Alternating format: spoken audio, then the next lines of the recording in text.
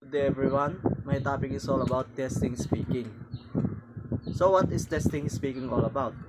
Some language teacher considers the speaking and writing skills easier to evaluate than testing their listening and reading skills. The spoken and written skills of learners are directly and immediately manifested. Thus a teacher could tell offhand if they are proficient or not in the language. So, first is testing pronunciation. There are no fixed criteria for judging good or bad pronunciation.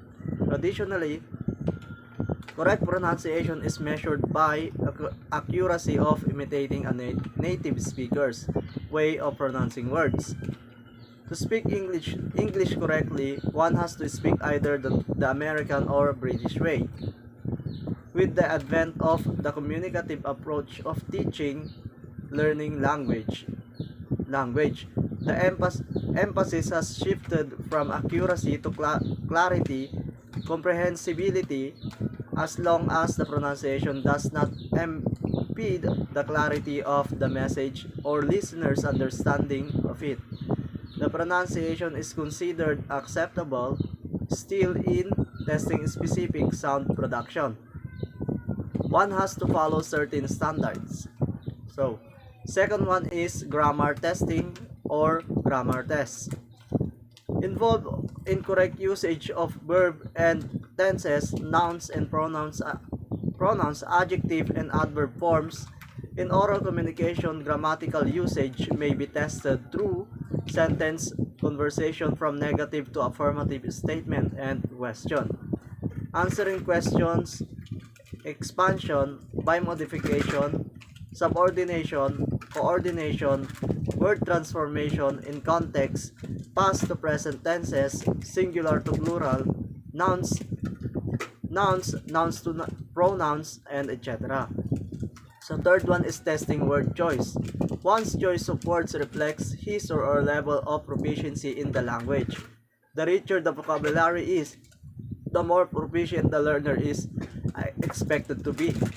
In oral communication, vocabulary proficiency may be tested through word substitutions, supplying appropriate words in the missing parts of sentences, selecting from a given list of words the most appropriate for the sentence.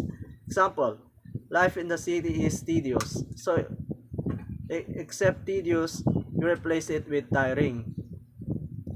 Fourth one is testing fluency, and the speed of the flow of speech. The speaker fluency in terms of ease and speed of the flow of speech may be difficult to measure accurately because there are no standards, rules as to what speed is sufficient or insufficient. This may, however, be gauged from the speaker's ability to answer questions spontaneously or speak on any topic informally with ease and fluency. Speed alone will not constitute fluency because some speakers tend to speak fast but they stammer or falter several times in their talk, which hinders the smooth flow of communication. And lastly, the testing comprehension. Comprehension is an essential part of communication. One's oral communication ability depends on his or her ability to understand the message received, to which he or she needs to respond to.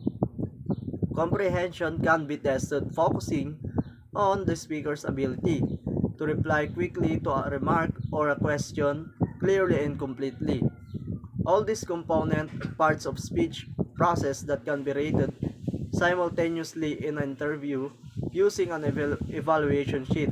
The teacher can devise the evaluation sheet himself or herself in must reflect the five components being rated, each consisting of four scale of qualities to be rated according to assigned numerical values. It is advisable not to fill in the score sheet during the interview as might affect the performance of the speaker. It is better to. So for my insights, real life speaking depends not just on grammar and vocabulary but on using them to talk in the way that is intelligible, makes logical sense, flows well and works as part of conversation. This requirement should be reflected in the assessment criteria in order to ensure that all aspects of speaking which matter in real life communication are given appropriate weight and categories such as grammar and vocabulary, although fundamental to speaking are not weighted excessively. That's for all. Thank you.